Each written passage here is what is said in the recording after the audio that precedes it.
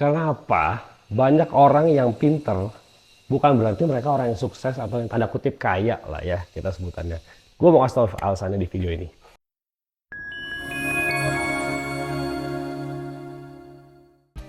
Gue itu sekolah itu termasuk orang yang lumayan tolol. Jadi gue tuh nggak pinter lah. Secara akademis menurut gue personally nggak pinter. Lu mau tanya pelajaran apapun, matematika, fisika, kimia, apa itu semua dianggap pinter sama negara kita lah ya. Society menyebutkan bahwa orang yang pinter matematika, hitung-hitungan, itu orang yang pinter. Nilainya di atas 90, 80, 90, cepek gitu ya. Pinter. Gue itu selalu remedial, selalu ujian ulang, ujian ulang, ujian ulang. Selalu. Nyokap gue selalu dipanggil ke sekolah tiap tahun. Setiap semester dipanggil buat review. Ada aja gitu yang kurang dari hidup gue. Tapi gue lihat-lihat hari-hari ini, ketika gue mulai bekerja, teman gue suka pada bilang, si William tuh kerja apa? Itu duitnya ada tapi dia kayak nggak kerja. Karena gue mulai berpikir bahwa memang uang itu datangnya bukan dari nilai akademis. Sistem di sekolah itu menciptakan lu untuk jadi buruh. Lu nilai pintar untuk menjadi pekerja dari sebuah sistem. Makanya kenapa gue nggak pintar di sini, gue nggak ngarah ke sebelah sini karena gue tahu gue nggak akan bisa bertanding dengan teman-teman gue yang di dalam sistem. Karena gue nggak pintar, jadi gue nggak bisa bermain dengan mereka yang di dunia sistem, di mana mereka harus tanda kutip lah ya, pakai gini. Ada kan anak-anak sekolah yang pintar ngejilat guru, ya kan di kantor juga ngelakuin hal yang sama. Jilat bos, jilat teman-teman kanan kiri, tusuk teman kanan kiri, laporin teman kalau misalkan ada yang nyontek atau apa. Itu kan tabiatnya anak-anak pinter di sekolah. Lah gue kagak. Makanya gue sangat gak bisa berpolitik sampai hari ini. Gue ngomong apa adanya, banyak orang terluka, tapi that's what I believe to be the truth. Gue ngomong aja kayak, ya gue gak suka, gue kayak gini aja. Tapi ya memang gamenya begitu, gue beda gitu. Gue tercipta beda, makanya gue bikin game gue sendiri. Game gue adalah jualan.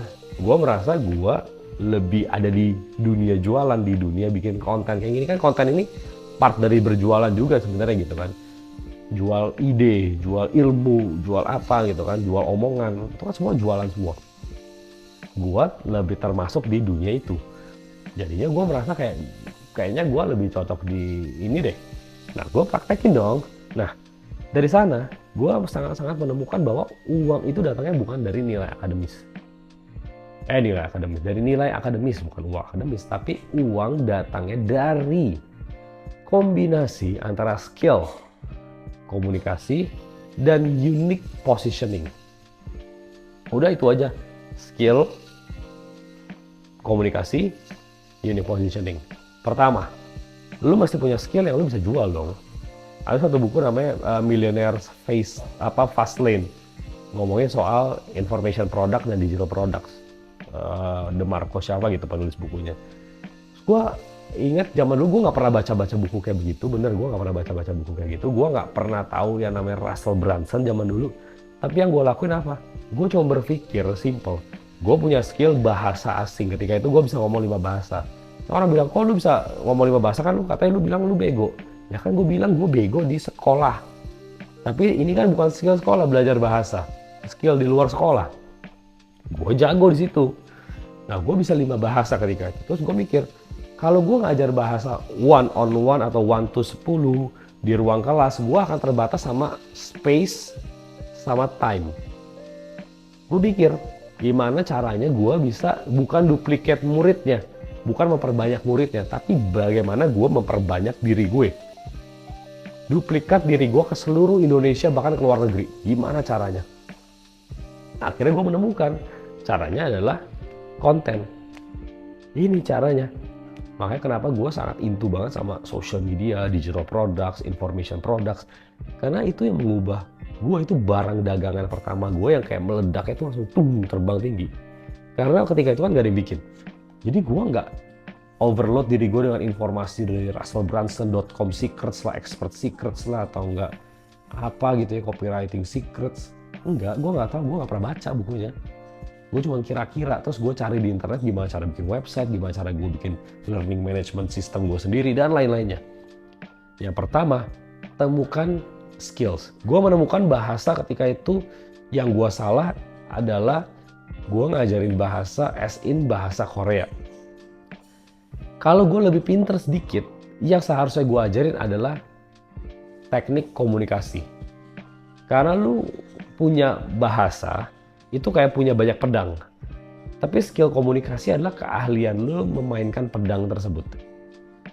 Kalau gue naikin ilmunya dari language skills ke communication skill, gue rasa harga jualnya bisa lebih naik, market size-nya bisa lebih naik, dan potential buyer-nya, market buying power lebih tinggi. Kebutuhannya pun lebih tinggi. Marketnya pun lebih luas dibandingkan spesifik pecinta bahasa Korea, pecinta bahasa Jepang. Ininya nggak salah ada, tapi kalau gue bisa tingkatin, mungkin lebih better. Artinya apa? Satu, yang lu butuhkan itu adalah high income skills yang lu bisa kuasain.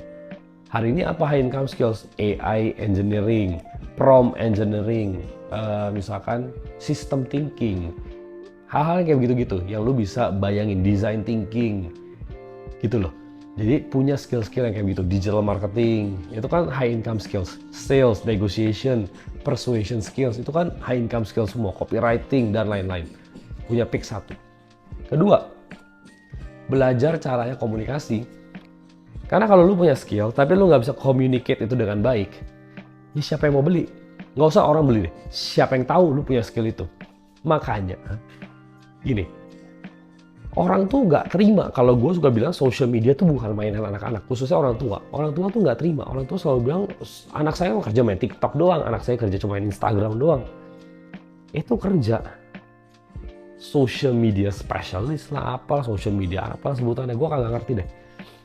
Tapi yang namanya komunikasi, konten, itu cuma perubahan doang. Tadinya nulis di batu, pindah nulis ke daun, pindah nulis ke kulit, pindah ke kertas jadi koran, pindah ke radio, radio pindah ke TV, TV pindah ke website jadi SEO, dari SEO pindah ke YouTube mungkin lebih video. Sekarang jadi short form. Setiap kali berubah zaman orang tuh nggak terima. Nah, tapi kalau gua itu pragmatis. Maksudnya apa? Maksudnya tuh gini. Apa yang lagi ngetren ya ikutin aja. Maksudnya lebih detail marketingnya ngomongnya gimana. Di mana awareness-nya ada, ya dikejar. Kalau hari ini awareness-nya memang ada di video, ya bakar banyak di video. Bikin konten sebanyak-banyak di video. Karena awareness-nya sana, algoritma push konten-konten seperti itu. Ya ikutan aja. Udah simpel. Nah, itu ngomongin soal distribusi channel komunikasi. Kedua, teknik komunikasinya. Misalkan, gue itu nggak suka dengan bahasa komunikasi di konten lah ya khususnya. Di konten tuh yang kayak ngomong sama seminar. Atau ngomong kayak di ruangan dosen, kampus. Nggak suka. Gue sukanya ngomong kayak gue lagi ngobrol sama temen. Kalau kayak ngobrol sama temen, buat gue lebih gampang. Gue bisa mengkomunikasikan isi kepala gue dengan lebih rapi ketika gue dikasih kesempatan ngomong sendiri kayak begini. Gak ada timpal balik. Tapi kalau lu ngobrol sama teman langsung kan one on one, atau lu diskusi di table talks, itu kan banyak timpalan gitu ya. Nah itu tuh gue lumayan pusing. Tapi kalau ngomong di depan kamera, which gak ada orang yang timpalin gue lumayan bisa mengatur cara bicara. Karena gue menemukan bahwa otak gue ini bergerak lebih cepat dibandingkan mulut gue. Artinya apa? Artinya ya gue mesti slow down aja. Gue mesti lebih bisa, oke, pelan-pelan ya, atur ya omongannya ya. Coba ditulisin dulu ya, urutan-urutan ngomongnya ya. Kayak begitu. Jadi, skill komunikasinya begitu. Kemudian skill komunikasinya selain cuma ngomongin soal urutan pikiran, tapi apalagi? Kemampuan untuk negosiasi, kemampuan persuasi, kemampuan untuk mendengarkan orang, mengerti orang, kemampuan baca gesture, itu kan semua communication skill yang subtle, orang tuh nggak lihat. Tapi informasi itu kan ada sender, ada receiver, di tengah ada distorsi gitu kan. Nah, kita pengen kurangin distorsi seminim mungkin supaya informasi yang kita kirim itu nyampe ke receiver kita dengan sempurna. Gitu. Yang terakhir itu ngomongnya soal positioning. Lu beda nggak sama orang lain? Ini kan ngomong marketing banget nih, tiga-tiga skill. Itu ngomongin soal apa yang kita jual. Komunikasi, how-nya. Positioning, ngomongin soal branding. Seberapa lu itu berbeda dari orang yang lain. Seberapa lu itu unik dibandingkan orang lain. Seberapa orang lain mempersepsikan diri lu. Bagus juga ini orang ya ngomongnya. Kayak begitu loh. Itu yang pengen kita coba develop. Nah, ada beberapa cara untuk lu bisa mencapai kesuksesan. Yang tadi kan uang sama dengan skill, komunikasi dan positioning. Oke lah, fine. Tapi ada leverage-nya. Leverage itu ngomongin kendaraan yang lebih bikin lu cepet. Ada yang lebih slow mencapai kesananya. Ada yang lewatin prosesnya, lihat pemandangannya, dan nikmatin isi bensin dan lain-lainnya. Tapi ini ada naik McLaren cepet. Oke? Yang pertama, itu adalah people. Ada orang yang kayak gue akui gue itu nggak punya tim, solo player kayak gini, nggak punya people, ya pasti gue lebih lambat dibandingkan ada orang yang kok udah disiapin ya, kok ya skripnya udah siap, kamera udah ready, ada kameramen, editor ready, transfer semua, habis syuting langsung transfer, edit, upload, bikin lagi, satu hari bisa upload 20 konten. Gue nggak punya tim yang kayak begitu. Jadi orang yang punya people pasti punya leverage, keuntungan untuk bisa capai lebih cepat. Kedua, code atau otomatisasi. Automation itu lebih memungkinkan buat gua karena gua cuma tinggal perlu setup sistem. Tapi code, kalau lu punya code-nya, pasti lu lebih cepat dibandingkan yang nggak punya. Kenapa? Ya karena coding lu itu mengotomatisasi seluruh bisnis proses, seluruh sistem yang ada. Oke? Ketiga, media, konten dan personal brand. Orang yang, let's say Andre Taulani, dia bikin apa aja juga jadi. Kenapa? Karena udah punya media promosi sendiri, udah punya personal brandnya sendiri. Orang yang nggak punya media dan personal brand, ya kalah leverage sama yang punya. Udah pasti simple, gampang. Yang terakhir adalah capital. Orang yang punya capital bisa beli semua tuh, mau personal brand, mau code, mau people, bisa dibeli semua karena punya capital. Lu bayangin lu modal bisnis, lu mau buka restoran yang sama nih, menu yang sama, satu dengan modal 10 miliar, satu lagi lu 100 juta. Beda banget dong bos. Beda berapa itu? Beda 100 kali lipat, 10 miliar sama 100 juta. Jadi artinya apa? Artinya memang kesuksesan itu kombinasi banyak hal. Tapi yang nggak ada di situ adalah nilai akademis. Makanya kenapa orang pintar belum tentu orang yang tanda kutip kaya. Tapi orang pintar at least kemungkinan terbesar lebih punya skill, lebih ada lah ya dibandingkan yang nggak punya skill. Tapi kalau pintarnya cuma pintar sekolah, school smart doang, ya nothing. Buat gua sih nothing. Tapi kalau lu street smart, itu baru yang keren, street smart. Oke? So, itu sih yang gue pengen cerita supaya lu juga bisa punya gambaran gimana caranya lu bangun kesuksesan lu meskipun nilai akademis lu hari ini nggak pinter-pinter banget. Oke? Thank you so much for watching. Kita ketemu lagi di video berikutnya.